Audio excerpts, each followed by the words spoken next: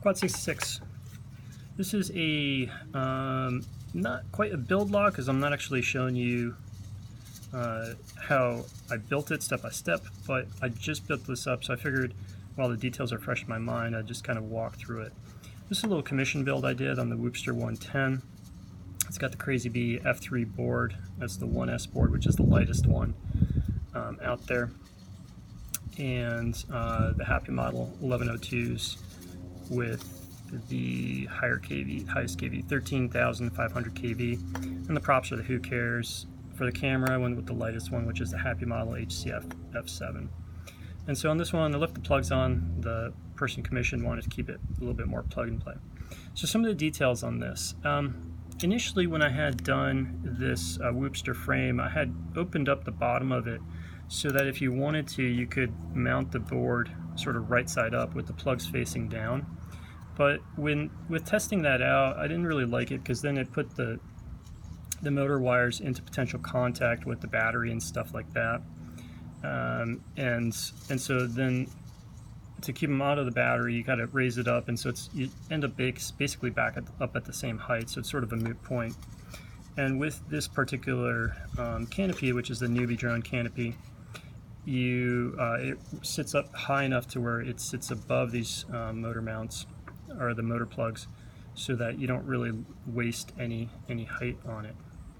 The other reasons to keep the board inverted are with your soldering. So your camera wires all solder in on this side of the board, plus your antenna wire solders in on this side.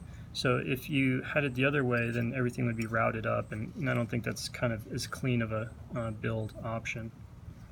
Other little details about this. So this is a super easy build actually, and it's a pretty robust one. So I used the little nylon M2 screws. So I put them up through the board, put a nut on, and then I put the rubber grommet that comes with the Whoop boards. Those grommets though, the way they come with kind of a short end and a long end, and you don't need the long end, so I trimmed those down, just cut them with a side cutter down so that they're symmetrical, and that just cleans the build up a little bit, so it's not, you're not sitting up on stilts.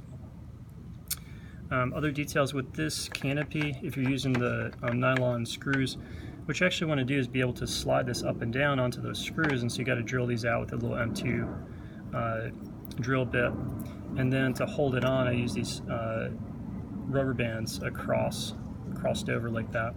And I like that mounting system because it's still easy to get it on and off. It's really secure when you're flying, but if there's a hard crash, it's got some give, so it's actually kind of like it gives some robustness because it'll give in a crash. What other details on the build? I think that's the main parts of it. I do throw on a little bit of a bolt back, or a nut back here to secure that last post. And then as far as the tune goes, it's kind of an interesting tune on these boards compared to what I'm used to on the other F3 boards. So basically what I have is the P's and the D's are equal, and it works out to, on this motor and prop combination, that I've got P's and D's both at 40, and on the pitch and the roll, and you can change that. You can change how aggressive you want to be with your P's and T's. You keep the ratio and you just move it up and down. And then the way I set these up in terms of tuning them is, on these little guys, you need a lot of you need a lot of that integral for the stability, so when you're kind of trying to weave around tight obstacles and things like that. But then on the flip side, you also want this super maneuverability, so you want it to be able to snap really well. And so what I do there is I use a high integral of 100 and then a really high feed forward of 150, and that gives me that feel of being able to go both super quick rolls and things like that and spins, but then being more stable to accommodate for the size. Other small details, these rubber bands are awesome. These are little kind of hair braiding rubber bands, found them on Amazon, but they work pretty well. Just kind of double them up on the bottom there, and they've been holding up really well. Super lightweight way to to mount the battery. Oh yeah, the motor plug, I did the solid pins, which gives you much better longevity. They don't wear out, and you won't get as much battery sag. But so this build, dry weight on it is 26 grams. With the plugs, that came a little bit heavier than this build I had here, which is my personal one. The weights are similar though, because this one I don't have the motor plugs, but I do have the heavier camera. So this is the Eachine with this style antenna, which you get a little better reception out of it, but it's a little weight penalty. So that's the